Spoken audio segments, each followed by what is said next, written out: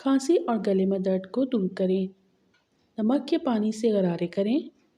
मुर्गी की यखनी इस्तेमाल करें।